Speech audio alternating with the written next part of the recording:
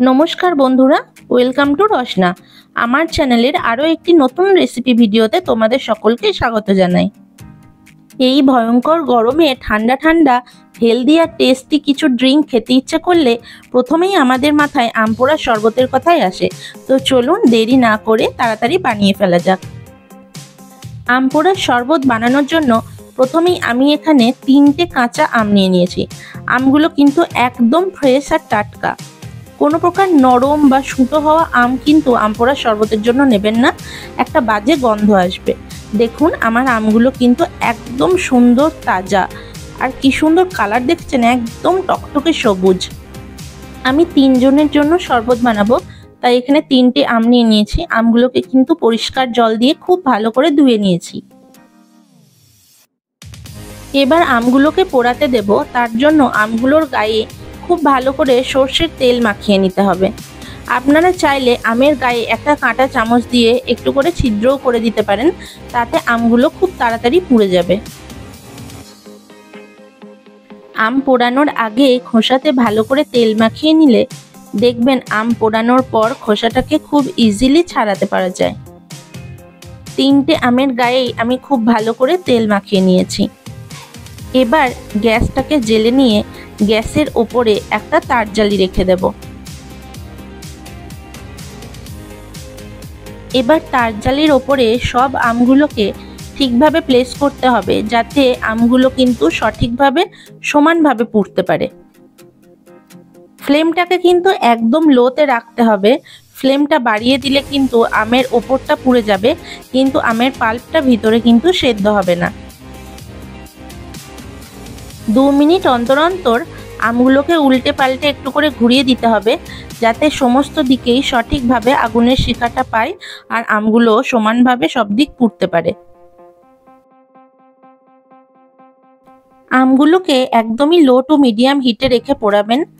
যখন দেখবেন একদম আমের বেশিরভাগ অংশটাই কালচে হয়ে এসেছে, মানে কালো হয়ে পুড়ে গেছে, তখন বুঝবেন আমের ভেতরটা কিন্তু সেদ্ধ হয়ে এসেছে। আর কালো অংশটা দেখবেন হালকা হালকা খোসাটা ছেড়ে ছেড়ে যাবে, ফেটে ফেটে যাবে, তখন বুঝবেন কিন্তু যে আমগুলো একদম সুসিদ্ধ হয়ে গেছে। এই প্রসেসটা একটু ধৈর্য ধরে সময় নিয়ে করতে হবে। আমার এখানে আমগুলো সমস্ত পোড়ানো হয়ে গেছে। এবার আমি আমগুলোকে তুলে ঠান্ডা জলের মধ্যে রেখে দিচ্ছি। আমার গোটা প্রসেসটা করতে, মানে আমগুলো পুড়তে মোটামুটি 20 থেকে 25 মিনিট মতন সময় লেগেছে। আমগুলো ঠান্ডা হোক, ততক্ষণ আমরা একটা মশলা তৈরি করে নিই। আমি এখানে একটা ননস্টিক কড়াই চাপিয়ে দিয়েছি। এবার কড়াইয়ের মধ্যে দিয়ে দেব 2 চামচ গোটা জিরে। এবার একটা চামচ দিয়ে খুব হালকা হালকা করে একদম লো ফ্লেমে জিরেটাকে অনবরত নাড়তে থাকবো। কন্টিনিউয়াসলি নাড়াবেন, না হলে কিন্তু জিরেটা পুড়ে যেতে পারে। যখন দেখবেন জিরের কালারটা হালকা চেঞ্জ হয়ে এসেছে আর একটা মিষ্টি সুঘ্রাণ বেরোচ্ছে, তখন জিরেটাকে আমরা নামিয়ে নিয়ে একটা পাত্রের মধ্যে ঢেলে নেব। এবার এই ভাজা জিরেটাকে একটু দরদরা করে পিষে নেব। এই ভাজা জিরে গুঁড়োটাই আম পোড়ার শরবতের কিন্তু মেন মশলা। এটা ছাড়া আম পোড়ার শরবত কিন্তু একদমই টেস্টফুল লাগে না। এতক্ষণে আমটা পুরো ঠান্ডা হয়ে গেছে। এবার আমের খোসাগুলোকে আমরা ছাড়িয়ে নেব। দেখুন কি সুন্দরভাবে একদম পাকা আমের মতোই খোসাটা কিন্তু পুরো উঠে আসছে। কোনো প্রকার পরিশ্রম বা কষ্ট কিন্তু হচ্ছে না, একদম সুন্দরভাবে আলগা করে পুরো খোসাটা দেখুন উঠে চলে আসছে। জলের মধ্যে ডুবিয়ে রেখেই আমের খোসাটা ছাড়াবেন, তাতে দেখবেন আমের খোসাটা একদম সুন্দরভাবে ইজিলি উঠে আসবে। এই আমের খোসার মধ্যে কিন্তু এতটুকু পাল্প অবশিষ্ট থাকবে না। গরমকালে রৌদ্রের মধ্যে আপনার বাড়িতে যেই আসবে তাকে যদি 1 গ্লাস এরকম আম পোড়ার শরবত বানিয়ে দেন, তাহলে শরীর মন একদম ঠান্ডা রিফ্রেশ হয়ে যাবে। এবারে আমের আটি থেকে আমের পাল্পটাকে হাতের সাহায্যে আলাদা করে নেব। কি সুন্দর, কোনো কষ্ট ছাড়াই একদম ইজিলি পাল্পটা আলাদা হয়ে যাচ্ছে। দেখুন এত সুন্দরভাবে আমটা সিদ্ধ হয়েছে। আপনারা হাতের সাহায্যে না করে একটা গ্রেটারের সাহায্যেও কিন্তু গ্রেট করে নিতে পারেন, তবে হাতের সাহায্যে কিন্তু বেশি ইজি হচ্ছে। আপনারা একটা চামচের সাহায্যেও কিন্তু আমের আটি থেকে পাল্পটাকে আলাদা করে নিতে পারেন। দেখুন খুব সহজেই আমার পুরো 3টে আমের আটি থেকে পাল্পটা আলাদা হয়ে গেল। এবার সমস্ত আমের পাল্পটাকে আমি একটু হাতে করে মেখে নিচ্ছি।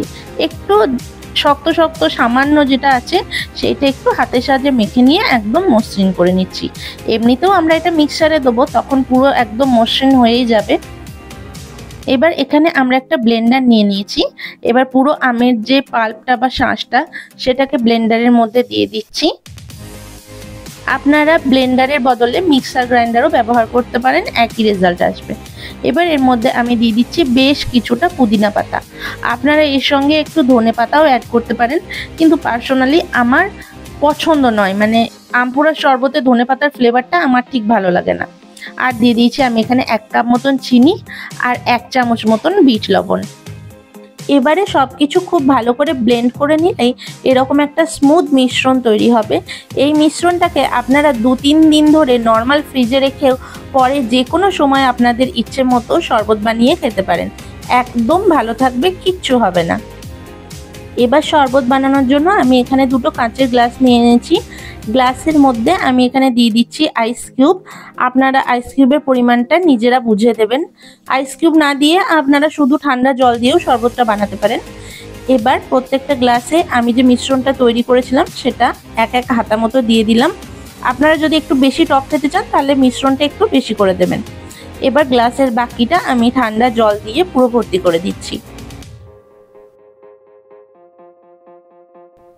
এবারে উপর থেকে এখানে দিয়ে দিচ্ছি প্রত্যেকটা গ্লাসে 1/2 টিস্পুন মতো ভাজা জিরের গুঁড়ো। আপনারা চাইলে ভাজা জিরে গুঁড়োর বদলে কিন্তু জল জিরাও দিতে পারেন, ওটাতেও কিন্তু টেস্টটা খুব সুন্দর আসবে। এবার সব কিছুকে একটা চামচের সাহায্যে খুব ভালো করে মিশিয়ে নেব।